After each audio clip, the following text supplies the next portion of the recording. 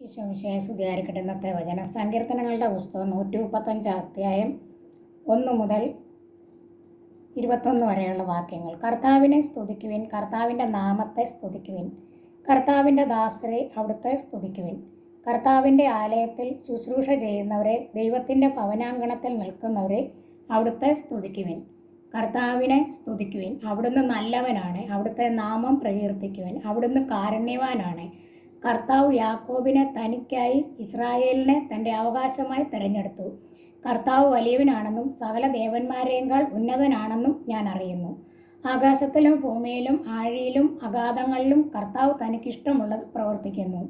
ഭൂമിയുടെ അതിർത്തികളിൽ നിന്ന് മേഘങ്ങളെ ഉയർത്തുന്നത് അവിടുന്നാണ്. മഴയ്ക്കായി ഇടിമിന്നലുകളെ അയക്കുന്നതും കലവറ തുറന്ന് കാറ്റിനെ പുറത്തുവിടുന്നതും അവിടുന്നാണ്. അവിടുന്നാണ് ഈജിപ്തിലെ മനുഷ്യരുടെയും മൃഗങ്ങളുടെയും കടിഞ്ഞൂലുകളെ സംഹരിച്ചത്. അവിടുന്ന് ഈജിപ്തിൻ്റെ മധ്യത്തിൽ ഫറവോയ്ക്കും അവൻ്റെ ഭൃത്യർക്കും എതിരായി അടയാളങ്ങളും അത്ഭുതങ്ങളും അയച്ചു.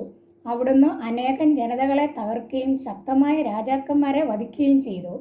അമോര്യ രാജാവായ സീഹോനെയും ബാഷാൻ രാജാവായ ഓഗിനെയും കാനായിലെ സകല രാജ്യങ്ങളെയും സംഹരിച്ചു.